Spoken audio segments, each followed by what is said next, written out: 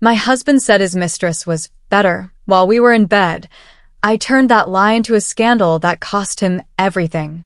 I was warm and open, thinking we were close.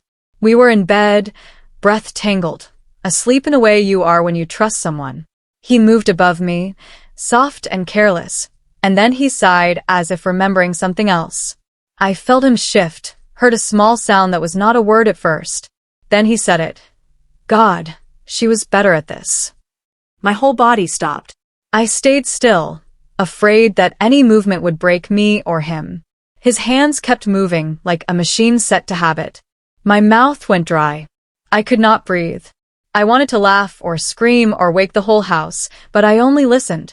He kept his face down, eyes closed, and muttered, "You weren't supposed to hear that." The room felt small and fake. My heart pounded in my ears. He looked at me then, and I saw the truth in his face. I saw shame, but not for what he had said, for getting caught. You weren't supposed to hear that. Hit subscribe for more true revenge stories. I lay beside him and felt hollow. He rolled over and pulled his phone out. The light on the screen cut the dark like a blade. He typed with the ease of someone who thought words could fix everything. I watched his thumb move, the clack of keys louder than any apology. I pretended not to watch, but I could not help it. My hand found the sheet and gripped it so hard the fabric creased. He did not look at me. He texted like he was in a different room. The name lit the screen bright. Melissa. I saw it clear as day. Melissa. My throat closed. I wanted to yank the phone and smash it, but I stayed still. I wanted to throw the pillow and hit him, but I only breathed. He kissed my shoulder without meaning it. I felt what he had given me, an empty place in his life that was not mine. I turned my head just enough to see the name again and knew everything had changed. Melissa. I walked into the bathroom and stared at myself in the mirror. My hair was a mess from the fight with the pillow. My face looked like someone else's face wearing my skin. I searched my eyes for the woman who believed him. I had thought he was different, better. I had trusted the stories he told about loyalty, about how he would protect me. My chest felt heavy and hot. I touched my face and felt the skin tremble. Anger moved slowly up my throat, hot and sharp. Shame sat on my shoulders like a heavy coat. I wanted to scrub myself clean of his words and his look. Behind my reflection, in the fog of the mirror, I thought I saw his silhouette in the doorway. He stood there with his hands in his pockets like it was nothing. He said softly, "Don't take it personally." My hands froze on the sink. The bathroom felt small and cold, and his voice sounded miles away. "Don't take it personally." We had breakfast in a quiet kitchen as if nothing had happened. He was calm and smooth, laughing at a joke on the news, sipping his coffee like he always did. He smiled at me with that careless, practiced grin. I wanted to pour the hot coffee over his hand just to feel heat. My fingers played with the edge of a napkin. He said, "You're too emotional." She was just more fun. The word fun felt like a slap. He looked at me like I was the one out of line. People think cheaters are loud and ashamed, but he sounded almost proud. I felt fury rise like a tide behind my eyes.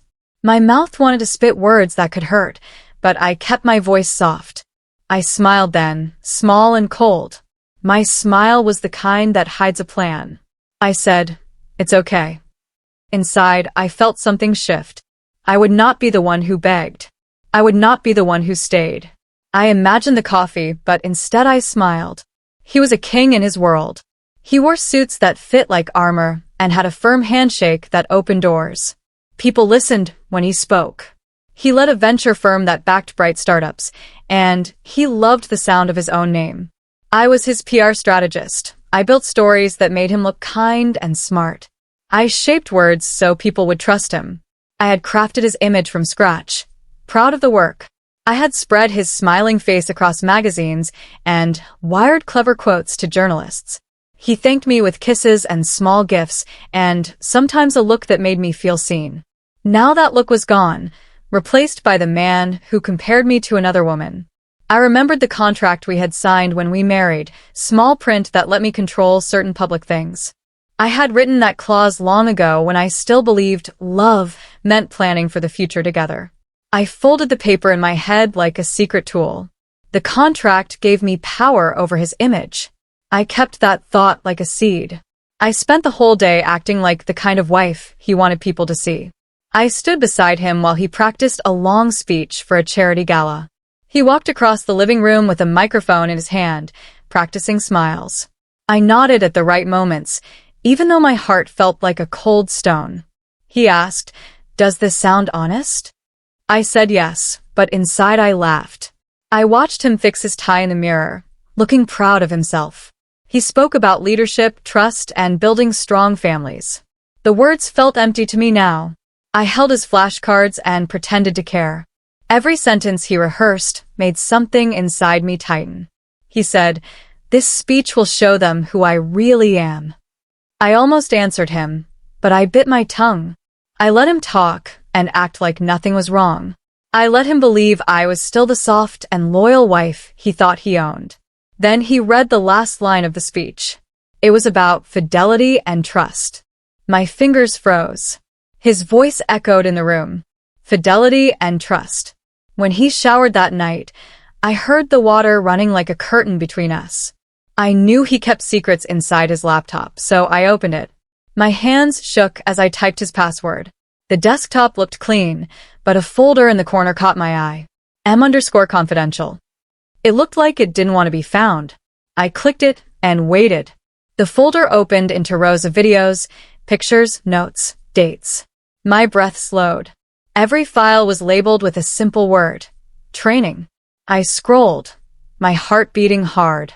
Every woman seemed like a project to him, like they were lessons he could control. He had filmed things I never knew he did. He had saved messages like trophies. The truth hit me. I was only one of many. Everything he told me about love was a lie he used over and over. I sat there staring, the light from the screen sharp on my face. When the shower stopped, I closed the laptop fast. But I had seen enough to turn my sadness into something new. Something sharp. Something ready. Training. Later, when he fell asleep, I opened the laptop again. I searched the folder until I found a video of him with Melissa. I clicked play even though I knew it would hurt. His voice filled the room. He laughed with her like he used to laugh with me. She touched his face. He smiled at her. Then he said the words that stabbed me clean through. "You make her look pathetic."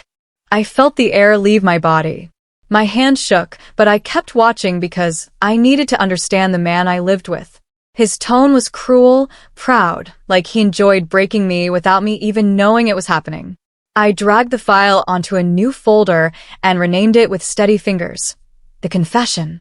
For the first time, the power of the truth felt heavy in my hands. He had built his life on lies. Now I held something that could tear that life apart. The file glowed on the screen like a match waiting to be lit. I closed the laptop slowly. The confession. I sat on the edge of the bed after saving the file. My cheeks were wet, though I hadn't felt the tears falling. But inside me, something else rose, clarity. I wiped my face and breathed out. If he built his whole world on power, then I would take that power from him where it hurt most. In public. I pictured the look he gave me when he lied. I pictured the smile he gave others, the one I had crafted for him in PR campaigns. I knew how to shape stories. I knew how to place words where the world would see them. My phone sat in my hand like a tool waiting for direction. I scrolled until I found an old contact, Jenna, a journalist who had once asked me for an exclusive. My heart thumped, but I pressed her name anyway. My message was simple. Ever wanted an exclusive? When I hit send, my finger trembled. The message left with a soft ping. I stared at the screen, waiting. My phone buzzed 1 second later. Ever wanted an exclusive? Jenna called immediately. Her voice was sharp and warm, the way reporters sound when they smell a big story. I told her only the edges, not the heart, not the part of me still bleeding. She listened closely. Then she said, "You'll ruin him completely." I felt a strange calm spread across my chest. I said, "Good." He called that love. I heard her typing fast in the background. She asked, "Are you sure you want to go this far?" The air around me felt still. I remembered his laugh at breakfast. I remembered the video of him and Melissa. I remembered the words he whispered in bed, like poison. I said, "Not far enough." My own voice surprised me with how steady it was.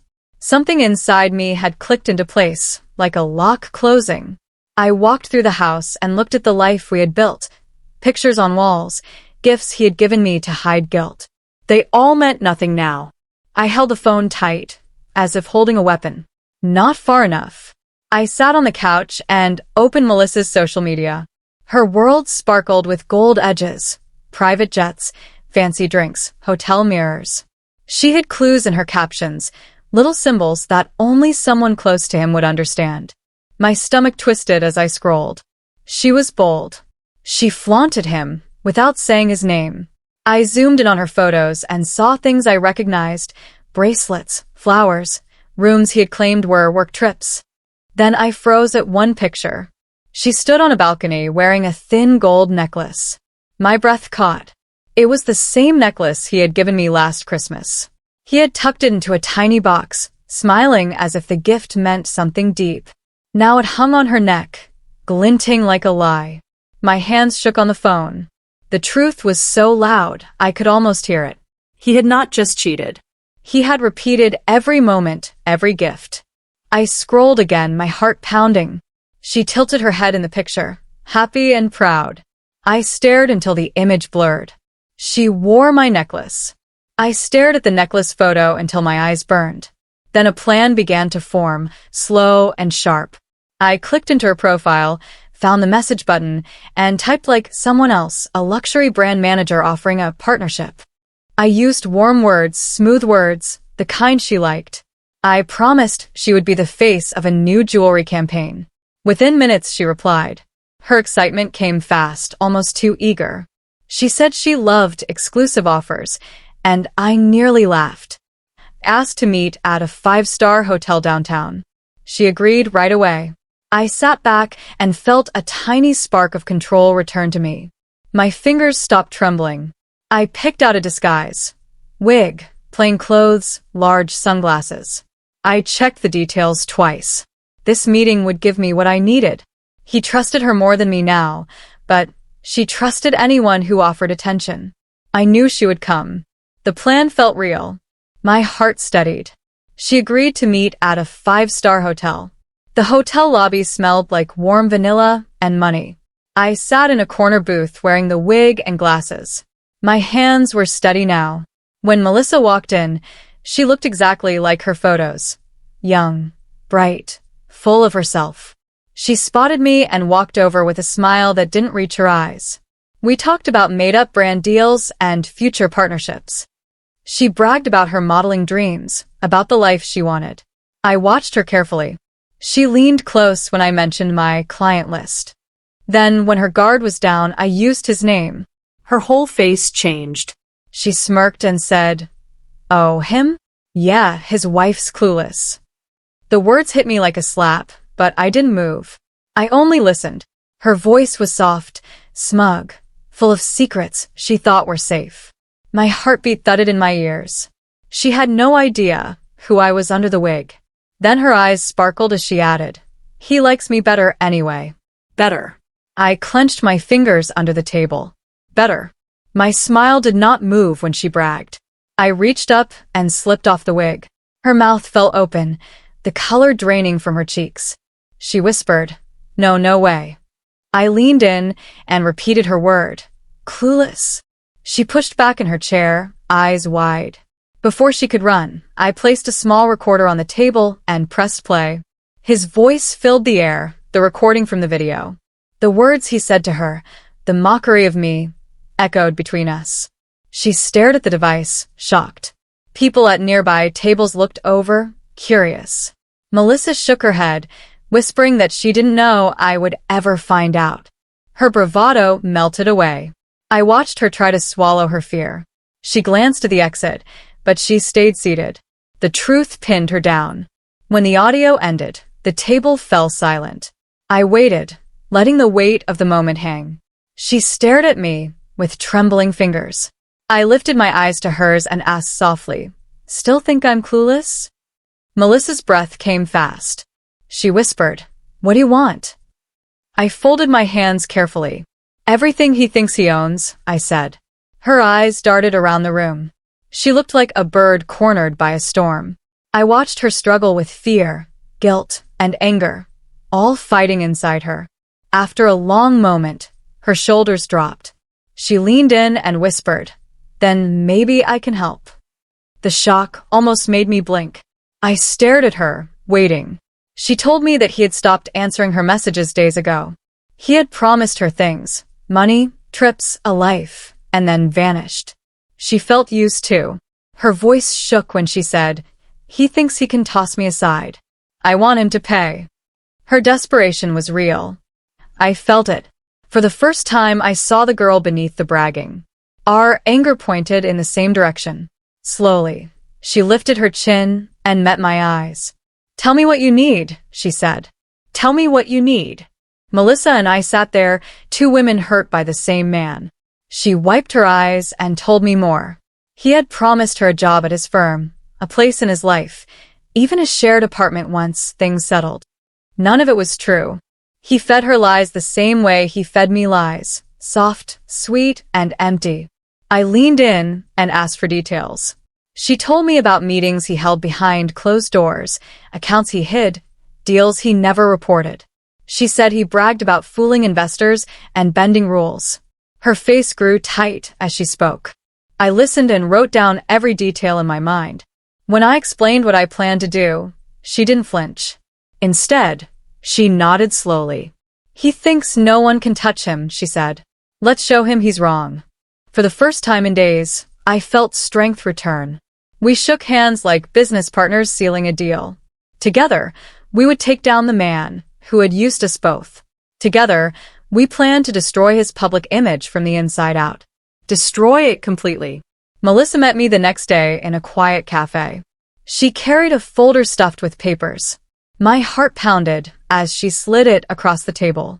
Inside were things I never imagined. Copies of offshore banking statements, emails where he faked charity donations, files showing how he forced startups to pay him behind the board's back. He was a monster with a clean smile. I felt sick reading each page. She whispered, "This is only half." Her voice shook. She explained how he kept women close by offering mentorship, then dropping them when he got bored. She had names of others, stories that matched mine. I pressed my palm to my forehead, trying to take in the size of his lies. Then she added one more thing. His biggest project would be announced tomorrow. "It's fake," she said. "Everything about it is a lie." My chest tightened. He was planning another grand show, another mask, and the whole world would clap for him if I did nothing. Tomorrow was the line. Tomorrow, everything would shift. His biggest lie yet.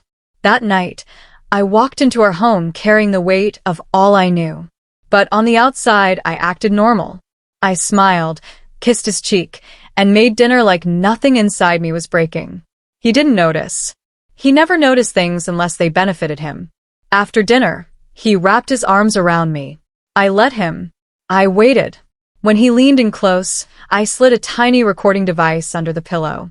My heart hammered, but my face stayed calm. Later, he pulled me into bed as if the morning's cruelty had never happened. I hated the feel of his hands, but I stayed still. This moment wasn't about love or pain. It was about proof. Afterward, he lay on his back, staring at the ceiling. Then the words began to spill out. He loved to brag in darkness. I breathed slowly, keeping myself small and quiet. He didn't know every word was being captured. Every lie, every sin, every secret. The recorder blinked softly under the pillow, recording everything. His voice rolled on in the dark. He talked about Melissa like she was a project he had designed. Then he bragged about the other women, calling them experiments, saying he liked training them. My stomach twisted, but I kept silent. He didn't care. He kept confessing things he thought I was too broken to question. His words were sharp as knives. Then he laughed softly and said, "No one ruins me. They worship me." My fingers curled into the blanket. The recorder caught every syllable, every piece of his pride. I watched his chest rise and fall, And for the first time, I saw a man who had no idea he was standing on the edge of a cliff. I lay next to him until he fell asleep. I listened to the quiet room and felt something inside me shift for good. He had given me everything I needed without even knowing it. Every word recorded. Worship me. The next morning, after he left for work, I gathered the recordings, the files Melissa gave me, and the videos from his laptop. I organized everything, labeled each part, and sent it all in a secure message to Jenna. My hands did not shake this time. I knew what I was doing. A few minutes later, she sent me a headline draft: The Empire of Lies, Billionaire's Hidden Abuse Network. Just reading the title made my breath catch. This was bigger than revenge. This was exposure. I pictured his face when this would go live. I pictured the world seeing the truth he hid behind his perfect smile. My phone buzzed again. Jenna wrote, "Once I hit publish, there's no turning back." I closed my eyes, remembering the night he whispered she was better. I opened them and typed, "Do it." The screen glowed as the draft loaded into her system. The countdown to his downfall had begun. The Empire of Lies. The day before the gala, he walked around the house humming. He practiced a smile in every reflective surface he passed. He talked about the new project he would announce, the one Melissa had told me was fake. He held his speech cards and asked me to time him. I nodded and watched his mouth form lies he didn't deserve to speak. My phone buzzed in my pocket. It was Jenna. Her message read, "Tomorrow night, the world sees who he really is." I stared at the words, feeling my heart beat slow and steady. This was really happening. I walked over and fixed his tie when he asked. He smiled at me like I was a loyal helper. I wanted to laugh at how blind he was. He kissed my cheek and said, "You're my good luck charm." For a moment, I almost felt pity. Almost. My phone buzzed again. Jenna sent a final confirmation. We're set. The truth was coming for him, and he had no idea. Tomorrow night.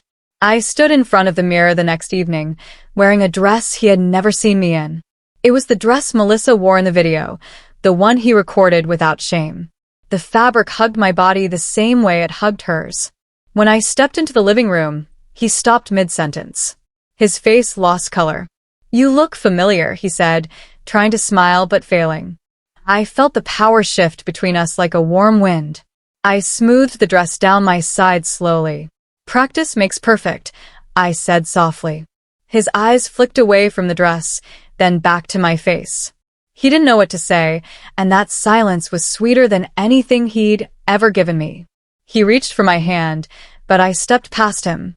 Tonight, he would stand under bright lights. Tonight, the world would watch him crumble. Every lie he told would find him. Every secret would surface. And he would learn what familiar really meant. Practice makes perfect. The red carpet was loud with cameras and voices. He tried to hold my waist, but his hand shook. I walked a half step ahead, letting the lights hit me first. Reporters shouted his name. He smiled at them, but the smile didn't reach his eyes. A sharp voice called out, "Sir, care to comment on the recordings?" His fingers tightened on my arm. He froze. For a moment, the whole carpet seemed to pause. I watched his throat bob as he swallowed hard. "What recordings?" he asked, but his voice cracked. Another reporter lifted a phone screen showing a headline, Jenna's headline. His face drained of color right there, under 1,000 flashing bulbs. I kept my smile calm, soft, natural. Cameras swarmed us, trying to capture every moment of his confusion. He whispered my name like a warning, but I didn't respond. I just took another graceful step forward, letting the crowd swallow him. Then another question cut the air. "Is it true you ran a secret abuse network?" The world had opened its eyes. Recordings. Inside the gala hall, he grabbed my wrist hard enough to hurt. His phone buzzed nonstop. I watched the screen light up again and again. Emails, alerts, texts, missed calls. The story was everywhere. Every feed. Every platform. "What did you do?" he whispered, his voice cracking. I leaned close and whispered back. "I let the truth speak." His jaw shook. People in the room watched him with narrowed eyes, whispering behind their hands. He tried to straighten his tie, but his hand trembled too much. He pulled out his phone again and saw the trending tag, #BetterThanHer. His breath hitched. Videos of him bragging, mocking, and boasting were already online. Jenna had moved fast, faster than even I expected. For once, he had no script, no smile, no words. He stared at me like he was seeing me for the first time. But it was too late. He had built his empire on my work. Now it was collapsing on his pride. He whispered again, "What did you do?" I smiled. I let the truth speak. Everything happened fast after that. His board members rushed out of the gala, phones held to their ears, voices sharp with panic. Investors pulled their money out within hours. News anchors replayed videos of him boasting about training women beside clips of his speeches about trust. His office released a statement saying they were reviewing concerns, but everyone knew what that meant. He begged security to escort us out the back door, but even they looked unsure whether to help him. I watched him melt down piece by piece. His eyes darted, his breath came fast, and he pulled at his collar. For the first time, he looked small. Weak. Human. He whispered, "Fix this." I almost laughed. He still thought I worked for him. He still thought I would save him. I stepped back and let him fall apart. His phone buzzed one more time. His board demanded an emergency meeting. Emergency meeting. The next morning, every news station played clips of his downfall. Then Melissa stepped onto live TV. She wore soft makeup and a calm smile, but her eyes were fierce. She told the truth. Everything. She said he had lied to her, used her, and promised her a future that never existed. She even joked, "He said I was better, so I proved it." The room full of reporters erupted. Then she handed over bank documents, proof of his offshore accounts, proof of fake charity numbers, proof of illegal payments. My jaw dropped even though I already knew some of it. She held nothing back. She didn't protect him at all. By the time the interview ended, his followers online dropped like stones. His name became a warning, not a praise. He tried to call into the live show, but the host refused to answer. Melissa walked off stage with her head high. She had been hurt, but now she was strong. She texted me one word. Done. Done. While the world burned around him, I sat in my living room with a warm cup of tea. I didn't hide. I didn't cry. I didn't even check my phone at first. Reporters gathered outside my house, calling my name. I closed the curtains, sat on the couch, and breathed. Everything felt strangely calm. The TV showed images of him leaving his office, surrounded by cameras. His face was pale. His suit looked wrinkled, like he had slept in it. The anchor spoke in a serious tone about investigations and ethics violations. Then my phone lit up with a new notification. His resignation letter had leaked. The headline across every website said, "Venture Capital King steps down after abuse scandal." I read it twice, slowly. He had signed his own defeat. I sipped my tea and felt warmth spread through my chest. The man who once said no one could ruin him had ruined himself. Resignation leaked. He stormed into the boardroom, but videos from inside later showed how chaotic it was. He shouted at everyone, waving his phone around like a weapon. "You abandoned me," he yelled. "This is all lies." But the board chair did not look scared. The woman sat straight, hands folded, and said, "Your behavior makes you uninvestable." He froze. She slid documents across the table, screenshots, letters, statements. One by one, the board members raised their hands. Not one supported him. The vote was quick, unanimous, final. They removed him from his own company in under 7 minutes. Security escorted him out while cameras flashed. He tried to hide his face behind his arm, but people still saw the truth. His kingdom had crumbled. His nameplate came off the door. His access card was shut off. Everything he had built on lies disappeared from under him. And he had no one left to blame. Unanimous vote. A few days later, I arrived at his temporary office, the one they gave him to clear out his things. I handed him the divorce papers myself. He looked awful, like life had drained all the color from him. He opened the envelope and laughed bitterly. You think this makes you the good one? I stared straight into his tired eyes. No, I said. Just the free one. He blinked, confused, as if he couldn't believe I was leaving. As if he still thought he controlled the story. I turned to walk away, but he grabbed the edge of the table and said, You won't win everything. I didn't answer. I didn't need to. The judge would see the evidence. The world had seen it already. His wealth, his image, his voice, all fading. I walked out of the room while he sat in the shadows of his own ruin. Free one. The investigation moved fast. Too fast for him to hide anything. Authorities froze all his accounts. They searched his house, his office, even his storage spaces. Everything he claimed to own was seized for review. Luxury watches, cars, even his art pieces. One by one, they disappeared into evidence trucks. He tried to argue, but he had no power now. Meanwhile, my lawyer called me with news. The prenup he made me sign, so proud of it, had a breach clause for infidelity and public misconduct.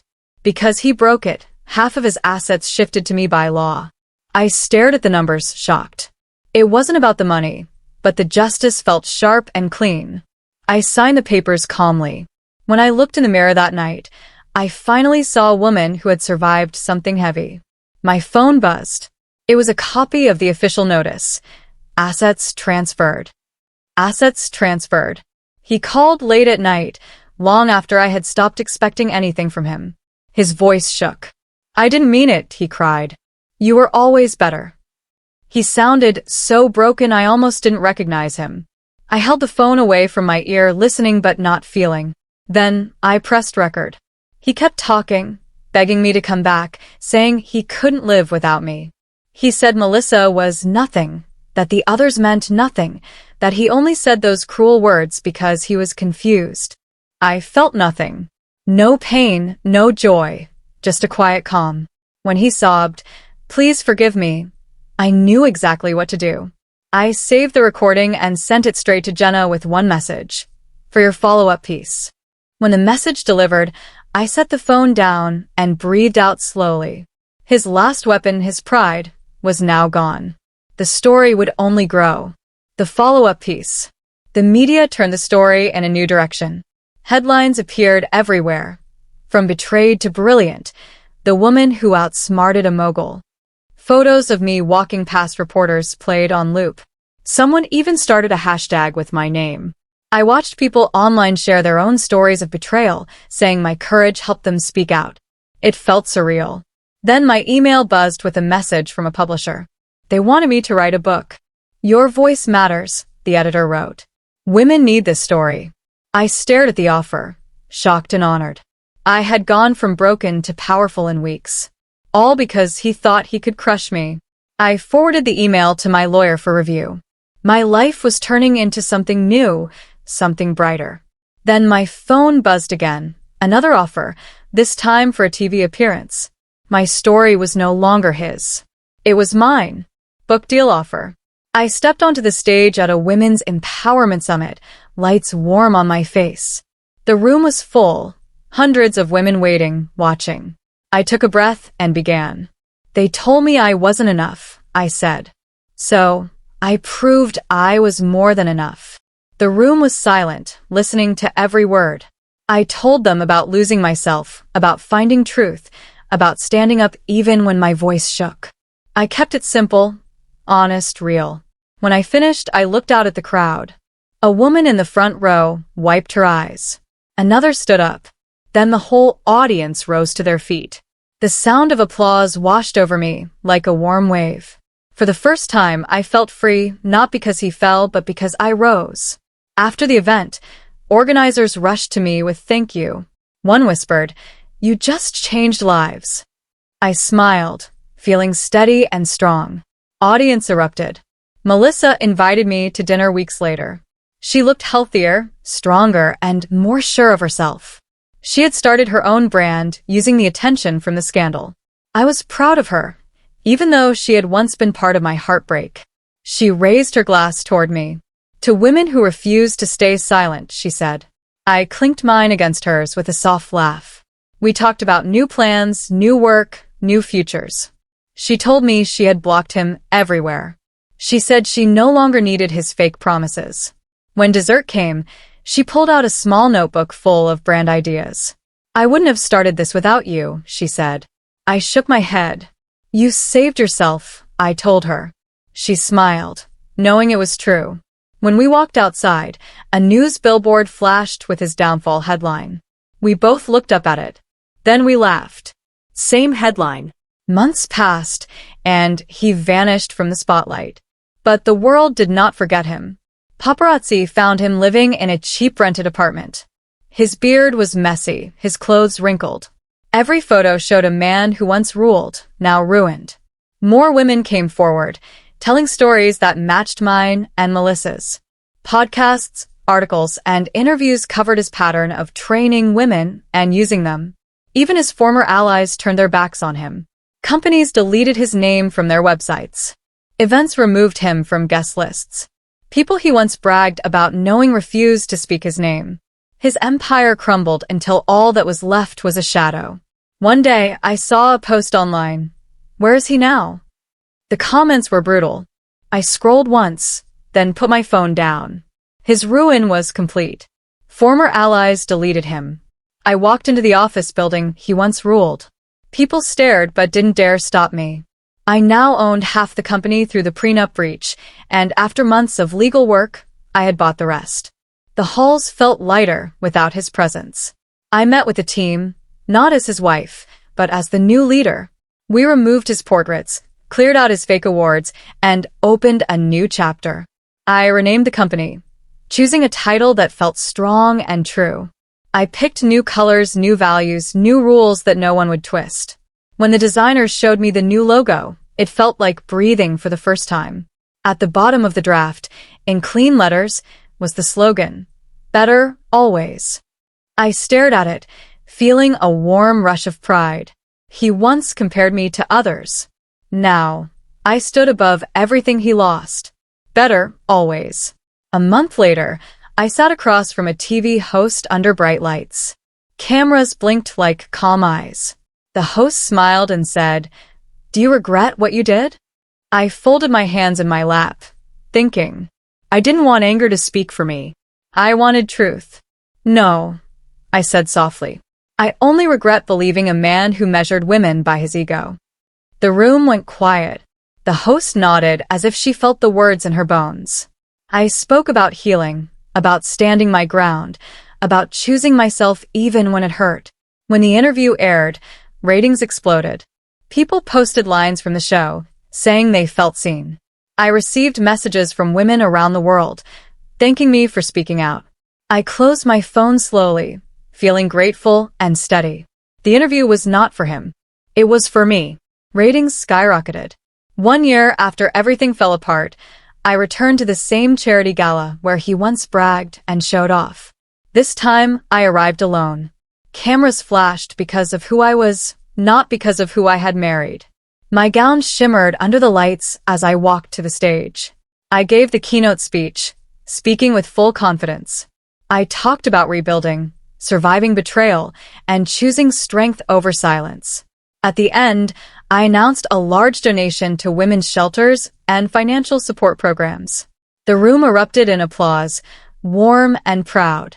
I felt the love in the air, not forced, not fake, but real. I looked around and saw faces full of hope. This was my night. Mine, not his. Outside, the sky glowed with soft city lights. I stood tall, donated millions. As I left the gala, I saw him waiting near the street. He looked older, tired, and completely out of place. His suit hung loose, and his eyes were dark with shame. "Was it worth it?" he asked, voice cracking.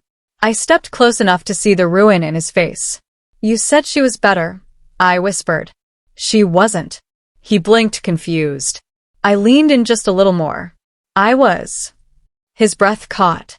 He reached out as if hoping I'd stay, but I stepped back before he could touch me. Camera lights flashed from nearby reporters. He shrank under them while I stood calm and tall. For a moment, it looked like he wanted to speak again, but the words never came. I turned away without looking back. I walked toward the waiting car, knowing he could never follow. I was better. I stepped into the night air and felt something settle inside me, something soft, something final. The world behind me buzzed with bright flashes, but I didn't turn around. He stayed frozen on the sidewalk, a forgotten shadow in a life that no longer belonged to him. I walked forward, each step steady and sure. My story was no longer tied to his darkness. It belonged to me alone. The city lights glowed ahead like a new beginning. As the car door closed beside me, I whispered to myself, he said she was better. But in the end, I was the only one left standing. I didn't look back. I didn't need to. Justice didn't roar. It settled quietly, like peace. And I knew, deep in my chest, that I had won not by breaking him, but by rising without him. Hit subscribe for more true revenge stories.